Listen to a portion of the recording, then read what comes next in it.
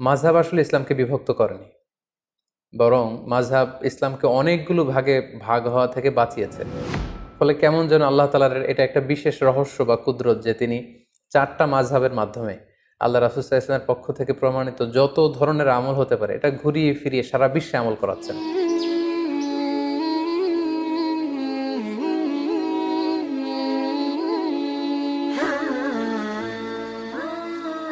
আসসালামু আলাইকুম ওয়া রাহমাতুল্লাহি ওয়া বারাকাতুহু। নাহমাদুহু ওয়া নুসাল্লি আলা রাসূলিহিল কারীম। আম্মা বা'দু ফাআউযু বিল্লাহি মিনাশ শাইতানির রাজীম। বিসমিল্লাহির রহমানির রহিম। সম্মানিত দিনী ভাই এবং বোনেরা, আজকে আমরা মাযহাব নিয়ে আলোচনা করব। আমাদের এই আলোচনাটিতে আমরা প্রায় 10টি পয়েন্টে কথা বলবো ইনশাআল্লাহ।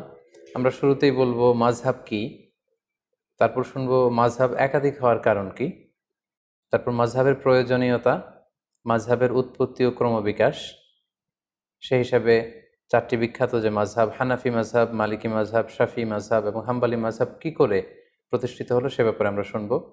এবং সবশেষে এই মাযহাবের 4 ইমামের মাঝে সম্পর্ক কেমন ছিল এবং 4 ইমামের উদারতা, এবং একেবারে শেষে মাযহাব নিয়ে আমাদের সমাজে প্রচলিত সমাজে যে বাড়াবাড়ি চলছে সেগুলোর ব্যাপারে আমরা কথা শুনবো ইনশাআল্লাহ। তো শুরুতে আমরা জানবার চেষ্টা করব যে মাযহাব কি। আমরা জানি যে মাযহাব এটা হচ্ছে আরবি শব্দ। এই মাযহাব শব্দের অর্থ হচ্ছে পথ বা মত কিংবা অভিমত, অর্থাৎ ইমামদের গবেষণালব্ধ যে মতামত বা অভিমত, এটাকে আরবিতে মাযহাব বলা হয়। ইংরেজিতে যেটাকে বলে স্কুল অফ থট। সংক্ষেপে বলা যায় যে যে পথের গন্তব্য কোরআন এবং সুন্নাহ সেটাই হচ্ছে মাযহাব।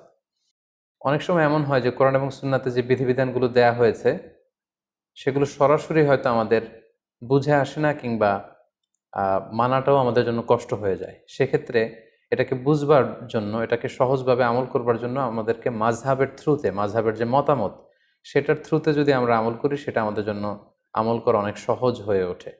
তাহলে আমরা বলতে পারি যে মাযহাব কোরআন সুন্নাহ বিরোধী কিছু নয়, বরং কোরআন এবং সুন্নায় যে বিধানগুলো রয়েছে এগুলোকে একটা ইন অর্ডারে, একটা সুবিন্যস্ত ধারাতে নিয়ে আসার চেষ্টা করা হয়েছে এই মাযহাবে।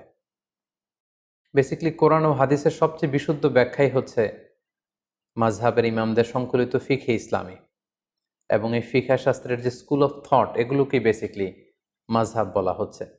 প্রসিদ্ধ মাযহাব আমরা জানি যে 4টি: হানাফি, শাফিঈ, মালিকি এবং হাম্বলি। আমরা জানি যে কোরআন সুন্নাতে বিক্ষিপ্তভাবে অনেক কিছু উল্লেখ করা হয়েছে এবং মাযহাবে সেটাকে সুশৃঙ্খলভাবে আমাদের সামনে উপস্থাপন করা হয়েছে। যেমন ধরুন, নামাজে ফরজ কয়টি বা নামাজের ওয়াজিব কয়টি, এ ব্যাপারে কিন্তু আপনি পুরো কোরআন চষে বা হাদিস ঘেটে আপনি বের করতে পারবেন না যে মোট এতটি সালাতের ফরজ, এতটি হচ্ছে সালাতের ওয়াজিব। এইভাবে কোরআন সুন্নায় কোথাও উল্লেখ করা নেই। বেসিক্যালি মাযহাবের ইমামগণ নিরলস প্রচেষ্টা করে, অনেক গবেষণা করে বেসিক্যালি এই প্রশ্নের উত্তরগুলো খোঁজার চেষ্টা করেছেন, এবং তারা হাজার হাজার মাসআলা ইস্তেমবাদ করেছেন, যেটা আমাদের ইসলামী বিধিবিধানকে বুঝা এবং সহজভাবে মানা এটা আমাদের জন্য সহজ করে দিয়েছে। তাহলে আমরা এক কথায় বলতে পারি কোরআন সুন্নাহর সহজ এবং সার নির্যাসী হচ্ছে বেসিক্যালি মাযহাব। এবার আমরা জানার চেষ্টা করব মাযহাব একাধিক হওয়ার কারণ কি। যেহেতু শুরুতে আমরা বলেছি মাযহাব মানে মতামত বা অভিমত, সো প্রত্যেকের মতামত একরকম হবে এটা আসলে লজিক্যাল না, এটা যৌক্তিকও নয়। এক একজনের চিন্তা এক এক রকম, বুঝ একরকম, মতের ভিন্নতা বা বুঝের ভিন্নতা বা চিন্তার ভিন্নতা it's very common and very human. এটা মানুষের মাঝে থাকবেই, এটাই মানুষের সহজাত। এ কারণেই একাধিক মতামত কোরআন সুন্নাহর বিষয়ে আমরা পাচ্ছি। পাশাপাশি রাসূল সাল্লাল্লাহু আলাইহি ওয়াসাল্লামের পক্ষ থেকেও একটি আমলের ব্যাপারে একাধিক কোনো একটি বিষয় একাধিক আমলও প্রমাণিত হয়েছে, ফলে একাধিক মতামত এখানে গড়ে উঠেছে। যেমন ধরুন, সালাতে কখনো কখনো রাসূল সাল্লাল্লাহু আলাইহি ওয়াসাল্লাম বুকের উপরে তিনি হাত বেঁধেছেন, কখনো নিচে হাত বেঁধেছেন, কখনো নাভির সাথে মিলিয়ে হাত বেঁধেছেন, কখনো নাভি সংলগ্ন নিচে হাত বেঁধেছেন। তো কোনো কোনো সাহাবা ওনার রাসূল সাল্লাল্লাহু আলাইহি ওয়াসাল্লামের কাছ থেকে বুকের উপরে যে হাত বাঁধার হাদিসটি সেটি গ্রহণ করেছে। কোনো কোনো সাহাবারা নাভির উপরে যে হাত বেঁধেছে সেটা গ্রহণ করেছে। কোনো কোনো সাহাবারা নাভি সংলগ্ন নিচে যে হাদিসটি ওনার রাসূল সাল্লাল্লাহু আলাইহি ওয়াসাল্লামের কাছ থেকে দেখেছেন বা শুনেছেন সেটি গ্রহণ করেছেন। আবার কখনো কখনো আল্লাহ রাসূল সাল্লাল্লাহু আলাইহি ওয়াসাল্লাম টায়ার্ড হয়ে গেলে হাত বাঁধা থেকে হাত ছেড়ে দিতেন। অনেক সাহাবারা, বিশেষ করে মালিকি মাযহাবের অনেক অনুসারীরা এই মতামতটিকে গ্রহণ করেছেন। এভাবেই কিন্তু একটি প্রসঙ্গে বা একটি বিষয়ে রাসূল সাল্লাল্লাহু আলাইহি ওয়াসাল্লামের কাছ থেকে যখন একাধিক আমল প্রমাণিত হয়েছে, ফলে এই ক্ষেত্রে একাধিক মতামত বা ভিন্ন মত এখানে তৈরি হয়েছে। এই বিষয়টি যে শুধু মাযহাবের কারণে মাযহাবের ইমামরাই করেছেন এমনটি নয়, বরং রাসূল সাল্লাল্লাহু আলাইহি ওয়াসাল্লামের যুগেও সাহাবাদের মাঝে ফিকহি অনেক বিষয়ে মতভেদ কিন্তু আমরা দেখতে পাই। একটি বিষয়ে একাধিক মতামত দেখতে পাই। যেমন সালাতের শুরুতে কোনো সাহাবারা সূরা ফাতিহা শুরু করার আগে বিসমিল্লাহির রহমানির রহিম এটি আওয়াজ করে পড়ে তারপরে আলহামদুলিল্লাহি রাব্বিল আলামিন দিয়ে সালাত শুরু করতেন। আবার অনেক সাহাবারা সালাতের শুরুতে বিসমিল্লাহির রহমানির রহিম এটিকে আওয়াজ করে পড়তেন না, বরং আলহামদুলিল্লাহি রাব্বিল আলামিন এখান থেকে জাহারি কেরাতে আওয়াজ দিয়ে শুরু করতেন। তাহলে দেখুন সাহাবাদের সময়েও কিন্তু একাধিক মতামত বা ভিন্ন মত পাওয়া গিয়েছে। সাহাবীদের সময়কালে যে কোনো বিষয়ে একাধিক মতামত পাওয়া যেত, এক্ষেত্রে আমরা সহিহ বুখারীর একটি বিখ্যাত হাদিস উল্লেখ করতে পারি, যেখানে আহজাবের যুদ্ধের প্রসঙ্গটা এসেছে এবং আহজাবের যুদ্ধে যখন মুসলমানরা জয়লাভ করলো, আল্লাহ রাসূল সাল্লাল্লাহু আলাইহি ওয়াসাল্লাম আহজাবের ওই প্রান্ত থেকে বা খন্দকের প্রান্ত থেকে মদিনায় ফিরে আসার প্ল্যান করছিলেন। জিবরাইল আলাইহিস সালাম এসে বললেন, ইয়া রাসূলুল্লাহ, আপনারা তলোয়ার নামিয়ে ফেলেছেন, আমরা তো নামাইনি। আল্লাহ তাআলা আদেশ দিয়েছেন যে বনু কুরাইজাতে অভিযান পরিচালনা করতে হবে, আপনি মদিনাতে যাবেন না, বরং বনু কুরাইজার দিকে যান। একথা শুনে আল্লাহ রাসূল সাল্লাল্লাহু আলাইহি সাল্লাম সাহাবাদেরকে বললেন, তোমরা সবাই ডিরেক্টলি এখান থেকে বনু কুরাইজার দিকে চলে যাবে। ভাষ্যটি ছিল এমন, লা ইউসাল্লিয়ান্না আহাদুন আল আসরা ইল্লা ফি বানি কুরাইজা, মানে তোমরা কেউই কিন্তু পথিমধ্যে আসর পড়বে না, বরং বনি কুরাইজায় পৌঁছে তারপরে আসরের সালাত পড়বে। আল্লাহ রাসূল সাল্লাল্লাহু আলাইহি ওয়াসাল্লামের কমান্ডের সাথে সাথে সবাই, বনু কুরাইজা হচ্ছে মদিনা থেকে বেশ দূরে, ইহুদিদের একটা দুর্গ ছিল, সেখানে ইহুদি কমিউনিটি সেখানে থাকতো। রাসূল সাল্লাল্লাহু আলাইহি ওয়াসাল্লাম বললেন, আসরের নামাজ তোমরা বনু কুরাইজায় পৌঁছে তারপরে পড়বে। সাহাবারা চলতে আরম্ভ করলেন। পথিমধ্যে আসরের ওয়াক্ত হয়ে গেল। সাহাবাদের মধ্যে একদল ভাবলেন যে আসরের ওয়াক্ত যেহেতু হয়েছে, আমরা এখানেই পড়ে ফেলবো। ওনারা বললেন যে রাসূল সাল্লাল্লাহু আলাইহি ওয়াসাল্লাম এই কথাটি দিয়ে বোঝাতে চেয়েছেন যে তোমরা এমনভাবে দ্রুত যাবে যাতে বনু কুরাইজায় যে আসরের সময় হয়, ফলে ওখানে আসর পড়বে। কিন্তু যেহেতু আমাদের লেট হয়ে গিয়েছে, ফলে আমরা আসরের সময় হওয়ার সাথে সাথে পথিমধ্যে পড়ে ফেলবো। ওনারা এই চিন্তা থেকে মাঝপথে আসর পড়ে ফেললেন। আর কিছু কিছু সাহাবারা বললেন, না, রাসূল সাল্লাল্লাহু আলাইহি ওয়াসাল্লাম যে কমান্ড আমাদেরকে করেছেন সেটা হচ্ছে বনু কুরাইজায় না পৌঁছে আসরের সালাত পড়া যাবে না, এটা যত দেরি হোক, যদি আসরের নামাজ কাজাও হয়ে যায়, ফাউতও হয়ে যায়, আমরা প্রতিমধ্যে পড়তে পারবো না, কারণ রাসূল সাল্লাল্লাহু আলাইহি ওয়াসাল্লাম বনু কুরাইজায় পৌঁছার পরে, ওখানে অ্যারাইভ করার পরে আমাদেরকে সালাত পড়তে বলেছেন। ওনারা বাকিদের সাথে মাঝপথে সালাত না পড়ে বনু কুরাইজায় চলে গেলেন এবং তারা বনু কুরাইজাতে পৌঁছে তারপরে সালাত পড়লেন। তাহলে দেখেন, আল্লাহ রাসূল সাল্লাল্লাহু আলাইহি ওয়াসাল্লামের এক নির্দেশনা, একটি কমান্ড থেকে সাহাবাদের মধ্যে এক গ্রুপ একভাবে বিষয়টি বুঝলো, আরেক গ্রুপ ঠিক তার উল্টোটি 180 ডিগ্রি অ্যাঙ্গেল বিপরীতে যেয়ে তারা বুঝলো। এবং পরবর্তীতে আল্লাহ রাসূল সাল্লাল্লাহু আলাইহি ওয়াসাল্লাম যখন বনু কুরাইজায় উপস্থিত হলেন, ওনার কাছে বিষয়টি পেশ করা হলো যে আপনার এই কমান্ড শুনে, নির্দেশনা শুনে কিছু সাহাবা পথিমধ্যে নামাজ পড়েছে, কিছু সাহাবা বনু কুরাইজায় এসে পড়েছে। রাসূল সাল্লাল্লাহু আলাইহি ওয়াসাল্লাম কাউকে কিছু বললেন না। রাসূল সাল্লাল্লাহু আলাইহি ওয়াসাল্লাম বললেন, ইটস ওকে, ঠিক আছে, সমস্যা নেই। তো এই দুইটি মতামতের মধ্যে কোনোটা যদি ভুল হতো, তাহলে রাসূল সাল্লাল্লাহু আলাইহি ওয়াসাল্লাম চুপ করে বসে থাকতেন না। কারণ নবীদের বৈশিষ্ট্য হচ্ছে তারা যদি কোথাও ভুলভাল কিছু দেখতে পান, শরীয়ত বিরোধী কিছু দেখতে পান, ওনারা এটাকে শুধরে দেন। রাসূল সাল্লাল্লাহু আলাইহি ওয়াসাল্লাম কিছুই বললেন না, তার মানে বোঝা গেল দুটিই ঠিক ছিল। কোনো একটি বিষয়ে একাধিক জিনিস যে হক হতে পারে, বনু কুরাইজার এই ঘটনাটাই তার প্রমাণ বহন করে। অর্থাৎ সব বিষয়ে হক কেবলমাত্র একটি, এটা নাও হতে পারে। কখনো কখনো একাধিক বিষয়ে হক হতে পারে। যেমন আপনি যদি বুকের উপরে হাত বাঁধেন, আপনার এটা বলার সুযোগ নেই যে যারা নাভির নিচে হাত বাঁধে তাদের সালাত হচ্ছে না, তারা বাতিল, এটা বলার সুযোগ নেই। আবার যারা নাভির নিচে সালাতে হাত বাঁধছেন, তারা আপনারা কখনোই বলতে পারবেন না যে যারা বুকের উপরে বাঁধে তাদের সালাত হচ্ছে না, এটা বাতিল না।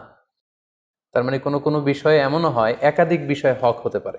যেমন সালাতের বুকে হাত বাঁধার ক্ষেত্রে বুকের উপরের এটাও ঠিক আছে, মাঝখানেও ঠিক আছে, নাভি সংলগ্ন নিচেও ঠিক আছে, প্রয়োজনে কারো যদি কষ্ট হয় হাত যদি সে ছেড়ে, সেটাও ঠিক আছে। অনেকে বলে যে এটাও ঠিক ওইটাও ঠিক, এটা কেমন করে হয়? তাদের জন্য এই হাদিসটা একটা বড় ধরনের দলিল যে কোনো বিষয়ে একাধিক মতামত হক হতে পারে, একাধিক মতামতই সহি হতে পারে। নট নেসেসারি যে একটা বিষয়ই সঠিক হতে হবে, কখনো কখনো একাধিক বিষয়ও সহি হতে পারে। তাহলে এই প্রসঙ্গে আমরা বুঝলাম যে এই যে মতের ভিন্নতা, চিন্তার ভিন্নতা বা বুঝের আন্ডারস্ট্যান্ডিং এর ভিন্নতা, এটা শুধু আমাদের সময় না বা মাযহাবের ইমামদের মধ্যেই না, এটা সাহাবাদের মধ্যেও ছিল। আরেকটি মজার বিষয় এখানে উল্লেখ করা যেতে পারে। আমরা জানি যে আল্লাহ রাসূল সাল্লাল্লাহু আলাইহি ওয়াসাল্লাম মেরাজে গিয়েছিলেন, সশরীরে ওনার মেরাজ হয়েছিল। এই মেরাজে গিয়ে তিনি সরাসরি আল্লাহ তাআলাকে দেখেছেন নাকি দেখেননি, এ বিষয়ে সাহাবাদের মধ্যে দুইটা দল ছিল। যেমন আল্লাহ রাসূল সাল্লাল্লাহু আলাইহি ওয়াসাল্লামের প্রিয়তমা স্ত্রী আম্মা জান আয়েশা রাদিয়াল্লাহু তাআলা আনহা, উনি মনে করতেন যে মেরাজে যে রাসূল সাল্লাল্লাহু আলাইহি ওয়াসাল্লাম আল্লাহ তাআলাকে সরাসরি দেখেননি। আবু হুরায়রা রাদিয়াল্লাহু তাআলা আনহু এই মতামত গ্রহণ করেছেন। অন্যদিকে আব্দুল্লাহ ইবনে আব্বাস রাদিয়াল্লাহু তাআলা আনহুর মতো সাহাবী, আনাস রাদিয়াল্লাহু তাআলা আনহুর মতো সাহাবী, উনারা মনে করতেন যে রাসূল সাল্লাল্লাহু আলাইহি ওয়াসাল্লাম সরাসরি মেরাজের রাতে আল্লাহ তাআলাকে দেখেছেন। তাহলে দেখেন, প্রত্যেকেই জলিল কদর সাহাবী, অনেক মর্যাদাবান সাহাবী। তাদের কেউ মনে করেছেন সরাসরি আল্লাহর সাথে সাক্ষাৎ হয়েছে, আবার কেউ মনে করেছেন সরাসরি সাক্ষাৎ হয়নি। সো এই যে মতের ভিন্নতা, এটা খুবই স্বাভাবিক একটা বিষয়। এবং আল্লাহ রাসূল সাল্লাল্লাহু আলাইহি ওয়াসাল্লামের সময় যে সাহাবারা ছিল, ওনাদের মধ্যেও বিভিন্ন মাসআলাতে, ফিকহি মাসআলাতে মতামতের ভিন্নতা ছিল। সবাই যে এক মতের উপর ঐক্যবদ্ধ ছিলেন ব্যাপারটি এমন নয়। ফলে যে সাহাবী যে আমলের ক্ষেত্রে রাসূল সাল্লাল্লাহু আলাইহি ওয়াসাল্লামের কাছ থেকে যেই পদ্ধতিতে শিখেছেন, তিনি সেটা প্র্যাকটিস করেছেন। ওনার ছাত্ররা, তাবিঈরা সেটা প্র্যাকটিস করেছেন। তৎপরবর্তীতে তাবিঈরা সেটা প্র্যাকটিস করেছেন। এভাবে বিভিন্ন ধরনের প্র্যাকটিসের কারণে রাসূল সাল্লাল্লাহু আলাইহি ওয়াসাল্লামের কাছ থেকে একাধিক আমল নানাভাবে প্রমাণিত হওয়ার কারণে মতামতের ভিন্নতা পাওয়া গিয়েছে। ফলে মাযহাব একাধিক হয়েছে। এখানে অনেকে প্রশ্ন করতে পারেন যে তাহলে মাযহাব ৩টি হয়নি কেন বা ৫টি হয়নি কেন? মাযহাব ৪টিতে সীমাবদ্ধ থাকলো কেন? এর উত্তর আমরা বলতে চাই যে ৪ মাযহাবের যে ৪ জন ইমাম, ওনাদের যে উসুল বা কওয়ায়েদ, ওনাদের যে মাযহাবের রুলস অ্যান্ড রেগুলেশন, এগুলো যতটা সুবিন্যস্তভাবে গ্রন্থাকারে সংরক্ষিত হয়েছে, অন্যান্য কোনো ইমামের মতামতগুলো এরকম সুবিন্যস্তভাবে গ্রন্থাকারে সংরক্ষিত হয়নি। ওনারা ছাড়াও আরও অনেক বড় বড় ইমাম ছিলেন, ওনাদেরও মাযহাব ছিল, কিন্তু ওই সমস্ত ইমামদের অনুসারী গড়ে ওঠেনি, ফলোয়ার গড়ে ওঠেনি, যেমনটি ৪ মাযহাবের ৪ জন বড় ইমামের ক্ষেত্রে গড়ে উঠেছে। ফলে ওনাদের এই ৪ জনের মাযহাব গোটা বিশ্বব্যাপী সমাদৃত হয়েছে। বাকি ইমামদের যে মাযহাব, সেগুলো পৃথিবীতে আর টিকে থাকেনি। এজন্যই একাধিক মাযহাব পৃথিবীতে প্রচলিত হয়েছে এবং সেটি ৪টি মাযহাবে সীমাবদ্ধ রয়েছে। সম্মানিত সুধী, এ পর্যায়ে আমরা জানব মাযহাবের প্রয়োজনীয়তা কি। সরাসরি কোরআন সুন্নাহ থেকে আমল করলে সমস্যা কোথায়? মাযহাব ছাড়া যদি কোরআন মানি, হাদিস মানি, সমস্যা কোথায়? এই প্রশ্ন অনেকে করে থাকেন। তাই এ পর্যায়ে আমরা কেন মাযহাবের প্রয়োজন সেটা আমরা বলবো। এক্ষেত্রে আমি একটু উদাহরণ দিয়ে প্রায় বলে থাকি যে কোরআন সুন্নাহ হচ্ছে 24 ক্যারেটের গোল্ডের মতো, অর্থাৎ দ্য ফাইনেস্ট গোল্ড, 24 ক্যারেটের যে সোনা সেটা। আর মাযহাব হচ্ছে খাদের মতো। আমরা জানি যে 24 ক্যারেটের ফাইনেস্ট গোল্ড দিয়ে জুয়েলারি বানানো যায় না, অলংকার বানানো যায় না। আপনি যদি 24 ক্যারেটের স্বর্ণ দিয়ে অলংকার বানিয়ে দেহে পড়তে চান, তাহলে সেখানে খাদ মেশাতে হবে। অর্থাৎ সরাসরি কোরআন সুন্নাহর বিষয়গুলো অনেকের পক্ষে বুঝা, আমল করা, এটা তার জন্য সহজ নাও হতে পারে। সেক্ষেত্রে তার জন্য মাযহাবের প্রয়োজন, যেটা হচ্ছে খাদ। এই খাদটা আমাদের উদ্দেশ্য না, উদ্দেশ্য হচ্ছে কোরআন সুন্নাহ, উদ্দেশ্য হচ্ছে গোল্ড।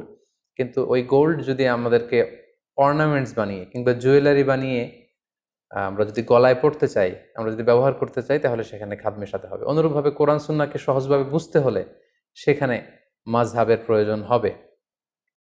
অনেকে বলে থাকেন যে আমি কোনো মাযহাব মানি না, বরং আমি লা মাযহাবী, অর্থাৎ কোনো মাযহাবকে আমি গ্রহণ করি না।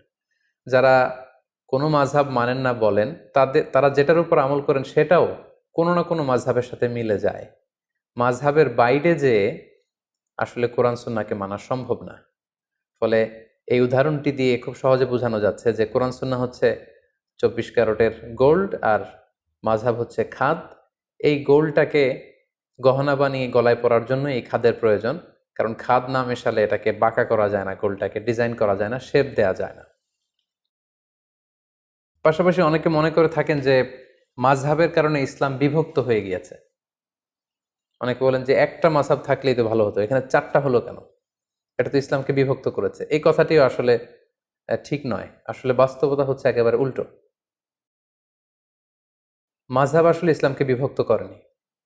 বরং মাযহাব ইসলামকে অনেকগুলো ভাগে ভাগ হওয়া থেকে বাঁচিয়েছে। অর্থাৎ অনেকগুলো ভাগে বিভক্ত না করে এটাকে মাত্র 4টা ভাগে ভাগ করেছে। যেমন উদাহরণস্বরূপ যদি আমি বলি, আল আজহার বিশ্ববিদ্যালয় থেকে যারা গ্র্যাজুয়েশন করে পাশ করে তাদেরকে আজহার থেকে একটা টাইটেল দেয়া হয়, সেটা হচ্ছে আজহারি। আমি নিজেও যেহেতু ব্যক্তিগতভাবে আল আজহার থেকে পড়াশোনা করেছি, ফলে আমিও আমার নামের শেষে এই টাইটেলটি যুক্ত করে থাকি। তো বাংলাদেশে আপনারা অনেকেই দেখবেন যে যারা আল আজহার বিশ্ববিদ্যালয় থেকে পড়াশোনা করেছে ওনারা ওনাদের নামের শেষে এই আজহারি শব্দটি যুক্ত করে। তো এই আজহারি বানানটি অনেকে অনেকভাবে লিখে থাকে। কেউ আজহারি বানানে বর্গীয় জ দিয়ে আজহারি লিখে, কেউ অন্তঃস্থ জ দিয়ে লিখে, কেউ আবার আজহারি বানানে রয়ের সাথে হ্রস্ব ইকার যুক্ত করে দেয়, কেউ দীর্ঘ ইকার দিয়ে লিখে, আবার অনেকে আজহারি শব্দের আগে আল যুক্ত করে দেয়, ফলে আল আজহারি। এইভাবে যদি আপনি খেয়াল করেন প্রায় 8টি বানানে আজহারি শব্দটা কিন্তু লেখা সম্ভব।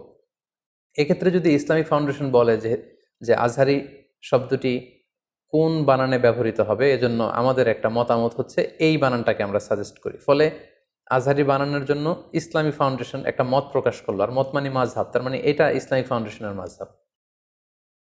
বাংলা একাডেমি যদি বলে যে এক একজন এক এক বানানে না লিখে বিদেশি শব্দ বা আরবি শব্দ কোন বানানে লিখতে হবে সেটা আমরা সহজভাবে আপনাদের সামনে উপস্থাপন করছি। আমাদের চিন্তা মতে এই বানানটি হচ্ছে সবচেয়ে ভ্যালিড, সবচেয়ে যুক্তিযুক্ত। তাহলে আজহারি বানানের ক্ষেত্রে বাংলা একাডেমি একটি মতামত পেশ করলো, এটা হচ্ছে বাংলা একাডেমির মাযহাব। অথবা প্রথম আলো যদি বলে যে আমরা সব বানানকে সহজভাবে নতুনভাবে উপস্থাপনের চেষ্টা করছি, আমরা সাজেস্ট করি যে আজহারি বানানটা এইভাবে হলে ভালো হয়, ওনারা একটা মতামত দিলেন, তাহলে এটা হচ্ছে প্রথম আলোর মাযহাব। তাহলে দেখুন এই 3টি মাযহাব থাকার কারণে আজহারি বানান লিখতে যেয়ে যে 8টি মতামত পাওয়ার সুযোগ আছে, বা 8ভাবে 8জন আজহারি শব্দটি লিখতে পারে, সেটা এখন কমে 3টা মাযহাব বা 3টা মতামতে চলে আসলো। এবং আসলে কোনো জিনিসকে একাডেমিক ওয়েতে যদি আমাদের লিখতে হয়, বলতে হয়, জানতে হয়, তখন একটা সিস্টেমেটিক ওয়ে কিন্তু ফলো করতে হয়। মাযহাব বেসিক্যালি এই কাজটাই করেছে।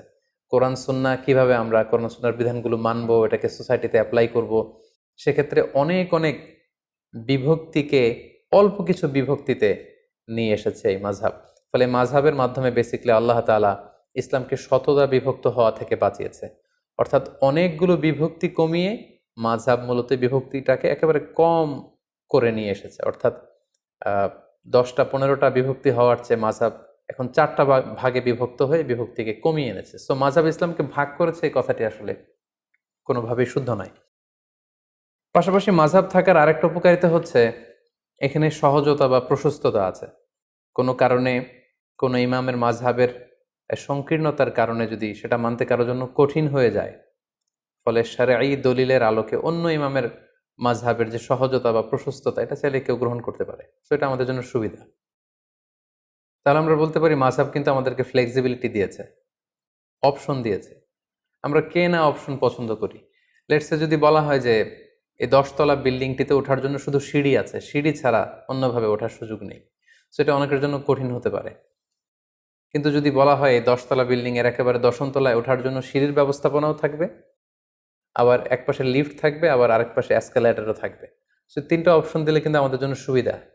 যিনি সিঁড়ি বেয়ে উঠতে পারবে তিনি সিঁড়ি বেয়ে উঠল, যার হয়তো পায়ে ব্যথা সমস্যা তিনি লিফটে চড়ে উঠল, অথবা কেউ যদি এসকেলেটর ইউজ করতে চায় তাহলে তিনি এসকেলেটর দিয়ে উঠলেন।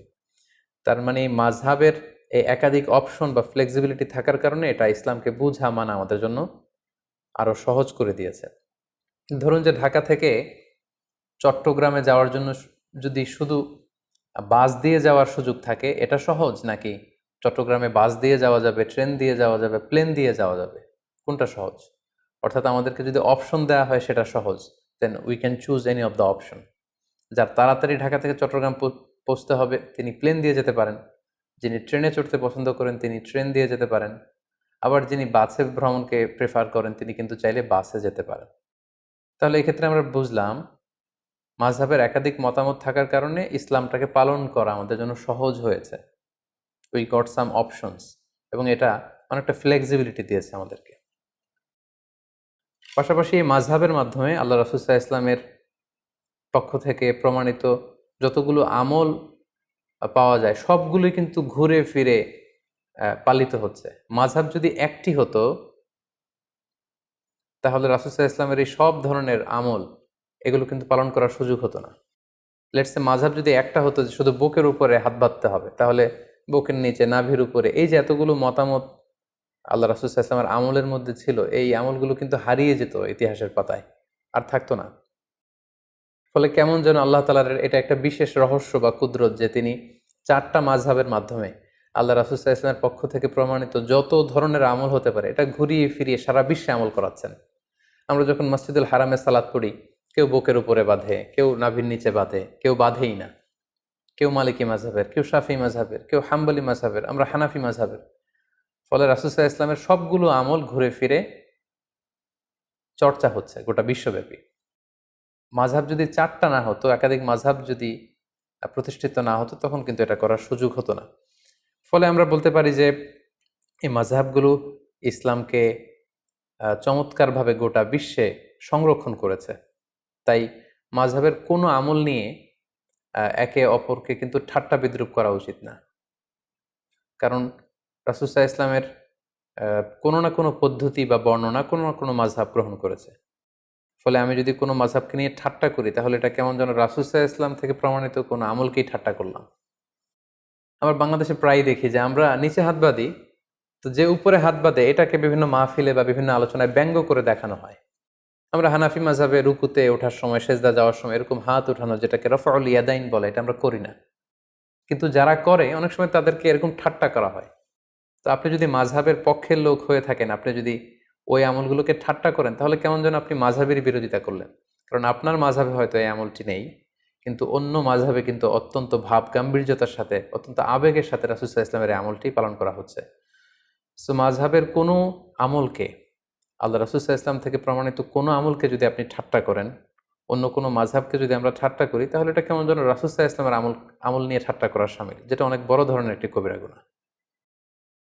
সো আমরা সহজে বলতে পারি যে ৪ মাযহাব হলো ৪টি নৌকার মতো। দৈনন্দিন জীবনে দিনের সাগর পাড়ি দিয়ে আল্লাহ পাকের সন্তুষ্টির বন্দরে ভিড়ার জন্য আমরা ৪টি নৌকা দিয়ে বন্দরে ভিড়ার চেষ্টা করছি। তো সেক্ষেত্রে আমরা ৪ নৌকার আরোহীরা যদি একে অন্যের সাথে পারস্পরিক ধাক্কাধাক্কি বা ঠুকোঠুকিতে লিপ্ত হই, তাহলে হয়তো আমাদের সাগরে পড়ে হাবুডুবু খেতে হবে। আল্লাহ সন্তুষ্টির বন্দরে হয়তো ভিড়া আমাদের জন্য কঠিন হয়ে যাবে। মাযহাব নিয়ে একে অপরের প্রতি অশ্রদ্ধা, সহিংসতা কিংবা বিতর্ক বা সংঘাতের ব্যাপারটি ঠিক এমনই। সো আমরা বলতে পারি যে মাযহাব ইসলাম পালনকে আমাদের কাছে আরো সহজ করে তুলেছে। এরপর যে আমরা মাযহাবের উৎপত্তি বা ক্রমবিকাশ নিয়ে আলোচনা করব ইনশাআল্লাহ। আমরা জানি যে প্রসিদ্ধ মাযহাব হচ্ছে ৪টি: হানাফি, মালিকি, শাফিঈ এবং হাম্বলি।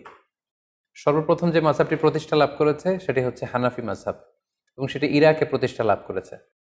আমরা জানি যে ওমরে ফারুক রাদিয়াল্লাহু তাআলা আনহু যখন মুসলিম বিশ্বের খলিফা, তখন ১৬ হিজরিতে তিনি ইরাক জয় করেন। তখন ইরাকের কুফা নগরীকে তিনি মুসলিম উম্মার একটি প্রাদেশিক শহর, প্রশাসনিক শহর হিসেবে তিনি ঘোষণা দেন, এবং সেই কুফা নগরীতে যেই মুসলিম উম্মা আছে তাদেরকে কোরআন সুন্নাহ শিক্ষা দেওয়ার জন্য আল্লাহ রাসূল সাল্লাল্লাহু আলাইহি ওয়াসাল্লামের একজন প্রিয় সাহাবী আব্দুল্লাহ ইবনে মাসউদ রাদিয়াল্লাহু তাআলা আনহুকে তিনি মদিনা থেকে অ্যাজ অ্যান অ্যাম্বাসেডর কুফাতে তিনি প্রেরণ করেন, এবং তিনি বলেন যে আপনি কুফায় যে দিন প্রচার করেন। ওমর ফারুকের নির্দেশনা অনুযায়ী আব্দুল্লাহ ইবনে মাসউদ রাদিয়াল্লাহু তাআলা আনহু মদিনা থেকে কুফায় চলে গেলেন। দীর্ঘদিন তিনি কুফার অধিবাসীদেরকে কোরআন সুন্নাহর বাণী তিনি প্রচার করলেন। ওনার ইন্তেকালের পরে এই দায়িত্ব চলে আসে ওনার ছাত্র আলকামা রহিমাহুল্লাহর উপর। তিনি তখন কুফাতে কোরআন সুন্নাহর তালিম, তাদরিস, টিচিং এই কাজটা করতেন। আলকামা আলাইহি রাহমা ওনার মৃত্যুর পরে ওনার ছাত্র ইব্রাহিম নাখাই, ওনারা সবাই তাবিঈ ছিলেন, উনি এই গুরুদায়িত্ব নিজের কাঁধে তুলে নেন, এবং তিনি কুফাতে কোরআন সুন্নাহর এই তালিম, তালকিন এবং তাদরিসের কাজ তিনি করতে আরম্ভ করেন। ইব্রাহিম নাখাইয়ের ইন্তেকালের পরে ওনার ছাত্র হাম্মাদ ইবনে আবি সুলাইমান, উনি সেখানে তাদরিস, টিচিং এবং কোরআন সুন্নাহর দাওয়াতের কাজ করতেন। হাম্মাদ ইবনে আবি সুলাইমান ১২০ হিজরিতে ইন্তেকাল করেন, এবং ওনার ইন্তেকালের পরে ওনার সবচাইতে যোগ্য ছাত্র ইমাম আবু হানিফা আলাইহি রাহমা ১২০ হিজরিতে কুফা নগরীতে ইসলাম প্রচারের দায়িত্ব ইমাম আবু হানিফার কাঁধে চলে আসে। উনি অত্যন্ত মেধাবী একজন মানুষ ছিলেন। 120 হিজরিতে যখন ইমাম আবু হানিফার কাছে এই দায়িত্ব চলে আসে, উনি বেসিক্যালি 80 হিজরিতে জন্মগ্রহণ করেন। ফলে 120 হিজরিতে ওনার বয়স তখন দাঁড়ায় 40 বছর। অর্থাৎ 40 বছর বয়সে তিনি কুফা নগরীর ইসলাম প্রচারের যে গুরু দায়ভার, এটা তিনি নিজের কাঁধে তুলে নেন এবং তিনি দায়িত্ব পেয়ে কিছু যুগান্তকারী সিদ্ধান্ত তখন তিনি নিয়েছিলেন। এবং আপনারা জানেন তখন ইসলাম খুব বেশি স্প্রেড হচ্ছিল, দলে দলে মুসলমানরা, লোকজন কালিমা পড়ে মুসলমান হচ্ছিল এবং নতুন নতুন অনেক ইস্যু, নতুন নতুন অনেক কন্টেম্পোরারি মাসআলা তখন আসছিল, যেটি আগে ছিল না। তখন ইমাম আল আযম আবু হানিফা রাহিমাহুল্লাহ ওনার মেধাবী ছাত্রদেরকে নিয়ে 40 জনের একটা প্যানেল করেন, একটা ফিক একাডেমি করেন এবং যত নতুন মাসালা আসতো উনি ছাত্রদের মাঝে মাসালাটাকে ছেড়ে দিতেন। ছাত্ররা অনেক ধরনের ডিসকাশন করে, আর্গুমেন্ট দিয়ে একটা পর্যায়ে যখন এটার উত্তরে পৌঁছতেন, তখন এই উত্তরটা ইমামে আজম আবু হানিফার কাছে দেয়া হতো। পরে ফাইনালি সবার কথা শুনে উনি ওইটার উপর জাজমেন্ট দিতেন, লিগ্যাল অপিনিয়ন দিতেন, সলিউশন দিতেন। এবং উনি কিভাবে সলিউশন দিচ্ছেন, কিভাবে কোরআন সুন্নাহ থেকে মাসআলাগুলো ইস্তেমবাদ করছেন, এগুলো ওনার ছাত্র মোহাম্মদ ইবনুল হাসান আশ-শাইবানী, আবু ইউসুফ রাহিমাহুল্লাহ, ইমাম জুফার, ওনারা এগুলো লিপিবদ্ধ করতে আরম্ভ করলেন। কোন রুলস অ্যান্ড রেগুলেশন, কোন উসুল, কোন মেথড এবং কাওয়ায়েদের ভিত্তিতে উনি কোরআন সুন্নাহ থেকে এই মাসালাগুলো ইস্তেমবাদ করেন, এগুলো যখন লিপিবদ্ধ করা হলো, তখন এই ওনার এই প্রক্রিয়া, কোরআন সুন্নাহ থেকে মাসালা ইস্তেমবাদ করার প্রক্রিয়ায় বিধিবিধানগুলো মানুষের মাঝে খুব বেশি সমাদৃত হতে শুরু করলো এবং এই কর্মযজ্ঞের মধ্য দিয়ে বেসিকলি উনি হানাফি মাযহাবের প্রতিষ্ঠা করেন। ঠিক একই সময়ে ওই সময়ে মদিনাতে আরেকটি মাযহাবের প্রতিষ্ঠা ঘটে, যেটি ইমাম মালিক রাহিমাহুল্লাহর নেতৃত্বে গঠিত হয়। তাহলে আমরা বলতে পারি যে ইমাম আবু হানিফা এবং ইমাম মালিক ওনারা সমসাময়িক সময়ের ছিলেন। 93 হিজরিতে ইমাম মালিক রাহিমাহুল্লাহ জন্মগ্রহণ করেন। ফলে মদিনা কেন্দ্রিক উনি আব্দুল্লাহ ইবনে আব্বাস, আম্মা জান আয়েশা রাদিয়াল্লাহু তাআলা আনহু, আব্দুল্লাহ ইবনে উমর, ওনারা যেই ইলম বা ফিক প্রচার করেছেন, সেটা সাঈদ ইবনে মুসাইয়েবের থ্রুতে, নাফে মাওলা ইবনে উমর ওনার থ্রুতে ইমাম মালিক সেগুলো কালেক্ট করেন এবং তিনি একটি সহিহ হাদিসের গ্রন্থ লিখেন মদিনাতে, যেটাকে মুয়াত্তা মালিক বলে পরিচিত। আমরা জানি যে বর্তমানে কালামে পাকের পরে, অর্থাৎ কোরআনুল কারীমের পরে সবচেয়ে সহিহ গ্রন্থ বলা হয় সহিহ বুখারীকে, অর্থাৎ বুখারী শরীফকে। কিন্তু ইমাম বুখারী লেখার আগে যেই গ্রন্থটাকে কোরআনের পরে সবচেয়ে বেশি সহিহ হিসেবে ধরা হতো, সেটা হচ্ছে ইমাম মালিকের লেখা মুয়াত্তা ইবনে মালিককে। উনি মসজিদে নববীতে বসে সেখানে দার্স দিতেন এবং উনারও অনেক ছাত্র, শাগরিদ, অনুসারী, ফলোয়ার মদিনা কেন্দ্রিক গড়ে ওঠে এবং উনি যে রুলস অ্যান্ড রেগুলেশনের আওতায় কোরআন সুন্নাহর মাসালাগুলো ইস্তেমবাদ করতেন, সেটার আলোকে উনি একটি মাযহাব প্রতিষ্ঠা করেন, সেটাকে বলা হয় মালিকি মাযহাব, যেটাকে মাদ্রাসাতু আহলিল হাদিস বলে, আর ইমাম আবু হানিফার মাযহাবকে বেসিক্যালি মাদ্রাসাতু আহলির রায় বলে। তাহলে সংক্ষেপে যদি আমরা এভাবে বলি যে ইমাম আবু হানিফা এবং ইমাম মালিক ওনারা সমসাময়িক ছিলেন। ইমাম আবু হানিফা ইরাক কেন্দ্রিক ইবনু মাসউদ রাদিয়াল্লাহু তাআলা আনহুর যেই জ্ঞান ওনার ছাত্রদের থ্রুতে ওনার হাতে এসেছে, সেটার উপর বেস করে ইরাকে তিনি হানাফি মাযহাব প্রতিষ্ঠা করেন। একই সময়ে মদিনাতে ইমাম মালিক রাহিমাহুল্লাহ উনি মালিকি মাযহাব প্রতিষ্ঠা করেন। তাহলে এইভাবে বেসিক্যালি হানাফি মাযহাব এবং মালিকি মাযহাবের সূচনা বা গোড়াপত্তন হয়েছে।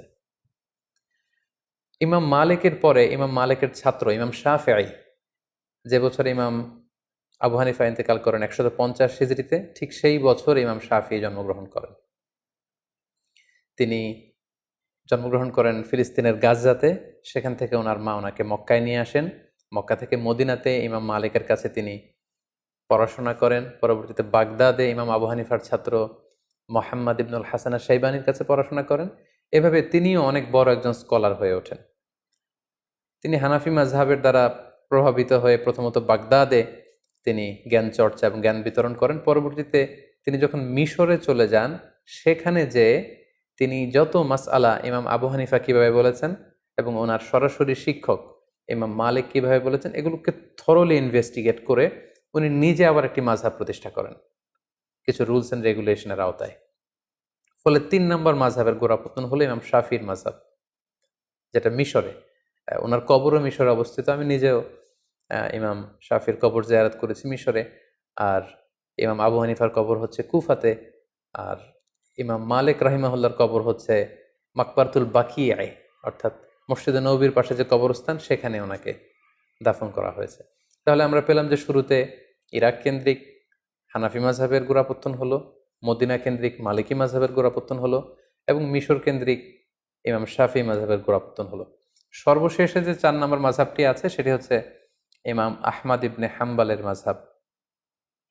উনি অনেক বড় একজন ইমাম ছিলেন। উনি ইমাম শাফির সরাসরি ছাত্র ছিলেন এবং তিনি মুসনাদে আহমাদ ইবনে হাম্বাল নামে একটি হাদিসের গ্রন্থ রচনা করেছেন, যেটি হাদিসের একক গ্রন্থ হিসেবে সবচাইতে বড় হাদিসের কালেকশন। উনি বাগদাদে জন্মগ্রহণ করেছিলেন, ইমাম শাফিঈর সরাসরি ছাত্র। সর্বশেষে উনি আগের 3টি মাযহাবকে গবেষণা করে এবং নতুনভাবে ওনার গবেষণার যে রুলস অ্যান্ড রেগুলেশন সেগুলোর আলোকে উনি সর্বশেষ লেটেস্ট মাযহাবকে প্রতিষ্ঠা করলেন, সেটাকে হাম্বলি মাযহাব বলা হয়। এইভাবেই বেসিকলি মাযহাবের গোড়াপত্তন হয়। প্রথমে ইমাম আবু হানিফা হচ্ছেন এটার পায়োনিয়ার, তারপর ইমাম মালিকের নেতৃত্বে মালিকি মাযহাব, ইমাম শাফিঈর নেতৃত্বে শাফি মাযহাব, এবং সর্বশেষে ইমাম আহমদ ইবনে হাম্বালের নেতৃত্বে হাম্বালি মাযহাবের গোড়াপত্তন হয়। এভাবেই 4টি মাযহাব গোটা বিশ্বে প্রসিদ্ধি লাভ করে এবং তালাক্কাতিল উম্মাহ হাযিহিল মাযাহিব আল আরবাআতা বিল কবুল ফি মাশারিকিল আরদি ওয়া মাগারিবিহা। গোটা বিশ্বের মুসলমানরা এই 4টি মাযহাবকে অত্যন্ত আন্তরিকতার সাথে গ্রহণ করে, কারণ গোটা বিশ্বের স্কলাররা ওনারা দেখেছেন যে এই 4 মাযহাবের 4 জন যে ইমাম ওনারা ছিলেন অত্যন্ত মুখলিস লোক, ইখলাসের মানদণ্ডে ওনারা উত্তীর্ণ ছিলেন, ইলমি যোগ্যতা ছিল অনেক বেশি পরিশ্রম করে ওনারা এমনভাবে কোরআন সুন্নাহ থেকে এই মাসআলাগুলো, লিগ্যাল অপিনিয়নগুলো বের করেছে যেটা আমাদের জন্য অনেক বড় একটা নেয়ামত। এবং ওনাদের এই কাজের মধ্য দিয়ে গোটা বিশ্বের মুসলিম উম্মার হৃদয়ে মণিকোঠায় ওনারা স্থান করে নিয়েছে। ফলে গোটা বিশ্বের আপনি মুসলিম রাষ্ট্রগুলোর দিকে যদি খেয়াল করেন তাহলে দেখবেন যে সবাই এই 4টি মাযহাবের কোনো না কোনো একটি মাযহাবকে ওনারা গ্রহণ করেছেন।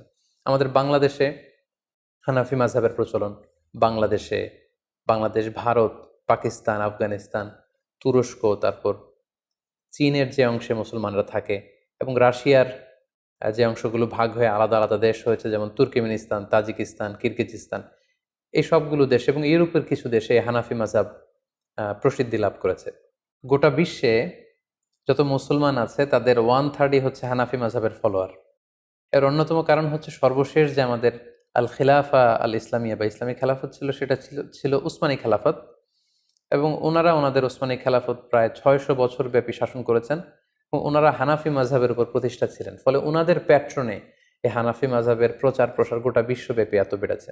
আমরা যদি পরবর্তীতে মালিকি মাযহাবের দিকে খেয়াল করি, নর্থ আফ্রিকান যে কান্ট্রিগুলো আছে সেখানে মালিকি মাযহাব প্রসিদ্ধি লাভ করেছে। কুয়েতে, বাহরাইনে, দুবাইতে এবং সৌদি আরবের কিছু অঞ্চলে মালিকি মাযহাবের অনুসারী করে উঠেছে। শাফি মাযহাবের কথা যদি আমরা বলি, মিশরে সেটা আমরা দেখি যে মিশরের শাফি মাযহাবকে ফলো করা হয়। মালয়েশিয়াতে, ইন্দোনেশিয়াতে, শ্রীলঙ্কাতে, ইথিওপিয়া, সোমালিয়া এবং ইয়ামানে এই শাফি মাযহাবের অনুসারীদেরকে আমরা পাবো। সবশেষে যদি হাম্বালি মাযহাবের কথা বলি তাহলে আমরা দেখব যে সৌদি আরবের অধিকাংশ মানুষ হাম্বালি মাযহাবের অনুসারী, কাতারের লোকেরা হাম্বালি মাযহাবকে অনুসরণ করে, দুবাইয়ের কিছু স্টেটে। এইভাবে গোটা বিশ্বের মুসলমানেরা এই 4টি মাযহাবকে গ্রহণ করেছে। এবং এই 4 জন মাযহাবের যে ইমাম, ওনাদের সম্পর্কের দিকে যদি আমরা খেয়াল করি তাহলে দেখব যে ওনারা তো একে অপরের ছাত্র ছিলেন। ইমাম মালিক আলাইহি রাহমা, ওনার সরাসরি ছাত্র ছিলেন ইমাম শাফিঈ। ইমাম শাফিঈর সরাসরি ছাত্র ছিলেন ইমাম আহমদ ইবনে হাম্বাল। ইমাম আহমদ ইবনে হাম্বালের সরাসরি ছাত্র ছিলেন বেসিক্যালি ইমাম বুখারী, ইমাম মুসলিম, ইমাম আবু দাউদ সিজিস্তানি। সো ওনাদের মধ্যে সম্পর্কটা ছিল অত্যন্ত প্রগাঢ়, অত্যন্ত আন্তরিকতার সম্পর্ক, ছাত্র এবং শিক্ষকের সম্পর্ক। ওনারা একে অন্যের শুভাকাঙ্ক্ষী ছিলেন, একে অন্যের প্রতি সৌহার্দ্যপূর্ণ আচরণ করতেন, এবং ওনারা যে কতটা বেশি উদার ছিলেন, ব্রড মাইন্ডেড ছিলেন, এটা আমরা ছোট্ট একটি ঘটনা থেকে বুঝতে পারবো।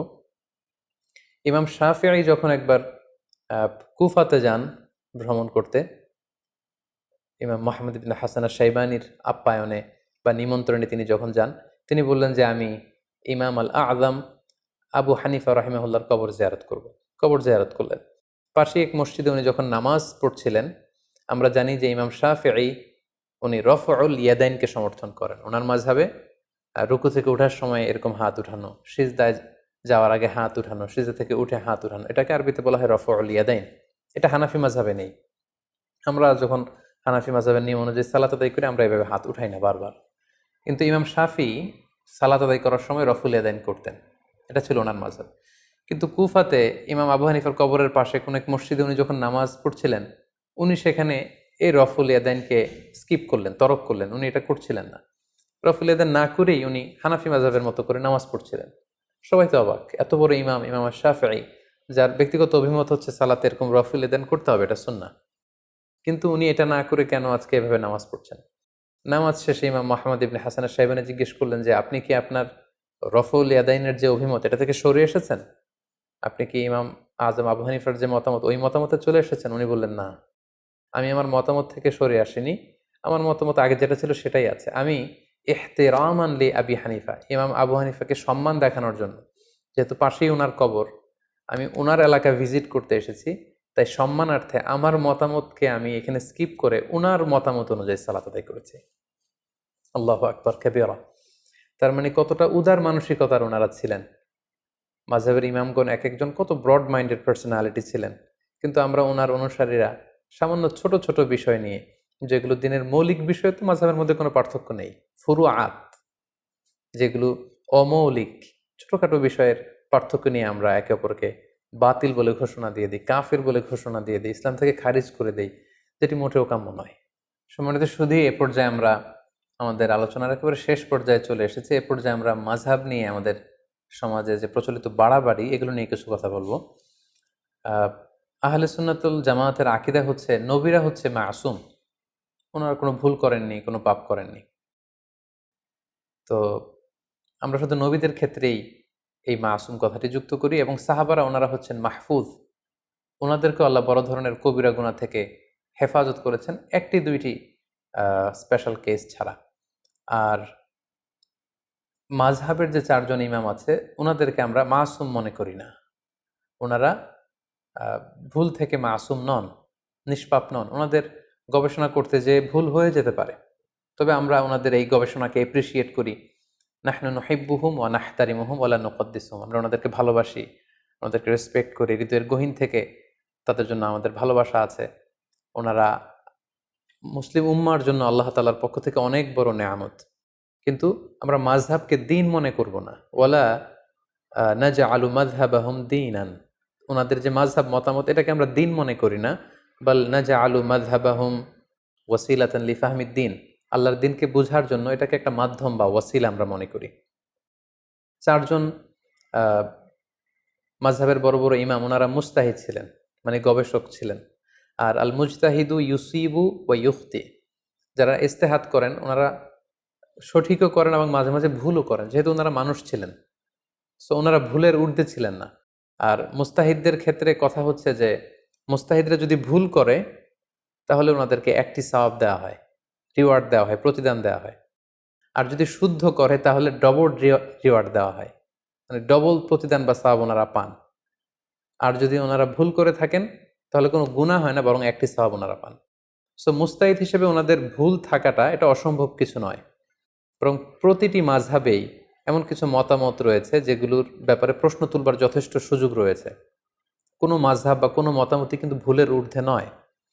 এবং এজন্য ইমাম শাফি বলতেন যে রই সওয়াবুন ইয়াহতামিলুল খাতা, আমার যেটা মতামত এটাকে আমি শুদ্ধ মনে করি, তবে এটা ভুলও হতে পারে। আবার ওয়া রয়ু গায়রি খাতাউন ইয়াহতামিলুস সওয়াব, অন্য ব্যক্তি এই ব্যাপারে যে মতামত দিয়েছে সেটাকে আমি ভুল মনে করি, আমি পার্সোনালি ভুল মনে করি, কিন্তু সেটাও শুদ্ধ হতে পারে। সো ওনারা যদি ভুলও করে থাকেন এজন্য ওনারা জাযা পাবেন। তাই কোনো বিষয়ের দলিলের ভিত্তিতে যদি কোনো আলেম নিজ মাযহাবের সাথে ভিন্ন মত পোষণ করে তখন তাকে আসলে বাতিল, গোমরা এগুলো বলা যাবে না, যেহেতু উনি দলিলের ভিত্তিতে অন্য একটা মতামত গ্রহণ করেছেন। যদিও আমরা হানাফি মাযহাবের, কিন্তু দলিলের ভিত্তিতে যদি আমরা কখনো পরিস্থিতির আলোকে অন্য কোনো মাযহাব বা মতামতকে গ্রহণ করে নেই তাহলে কিন্তু আমাদের হানাফি মাযহাব কাটা যায় না। আপনি যদি খেয়াল করেন তাহলে দেখবেন যে হানাফি মাযহাবে আসরের ওয়াক্ত শুরু হয় অনেক দেরিতে, সেই হিসেবে শাফি মাযহাবে, হাম্বলি মাযহাবে অনেক আগে শুরু হয়ে যায়। হানাফি মাযহাবের নিয়ম হচ্ছে কোনো বস্তু মাটিতে গেড়ে দিলে দুপুরবেলা এটার মূল ছায়ার পরে যদি ডবল ছায়া পরিমাণ যখন দেখা যাবে তখন আসরের ওয়াক্ত শুরু হয়। অন্য মাযহাব অনুযায়ী মূল ছায়া ছাড়া একটা ছায়া যদি পাওয়া যায় আসরের ওয়াক্ত শুরু হয়। লেটস সে আমরা এভাবে বলতে পারি যে মাগরিবের ১ ঘন্টা আগে হানাফি মাযহাব অনুযায়ী আসরের ওয়াক্ত শুরু হয়, শাফি বা হাম্বলি মাযহাবে প্রায় ২ ঘন্টা আগে আসরের ওয়াক্ত শুরু হয়।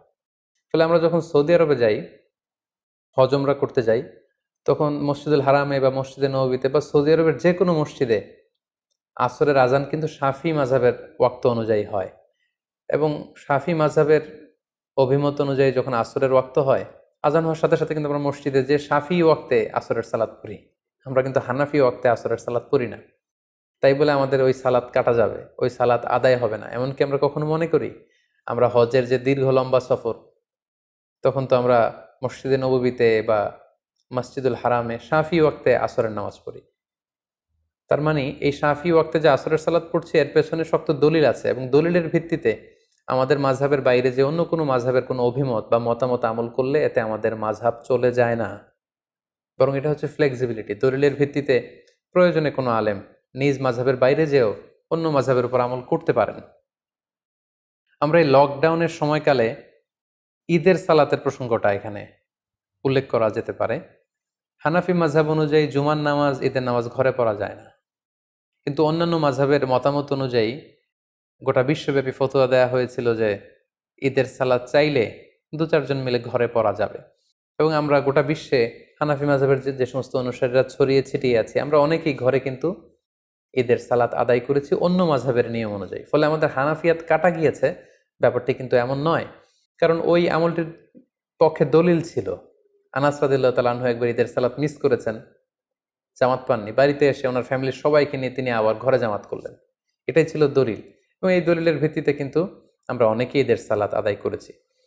তো এখানে প্রসঙ্গ হচ্ছে কোনো আমলের ব্যাপারে অন্য মাযহাবের যে মতামত দলিলের ভিত্তিতে সেটাকে যদি কেউ গ্রহণ করে তাহলে সে বাতিল হয়ে যাবে, সে গোমরা হয়ে যাবে, বা তার হানাফিয়াত কাটা যাবে, মাযহাব তিনি যে মাযহাব মানছেন সেটা কাটা যাবে, ব্যাপারটা কিন্তু এমন নয়।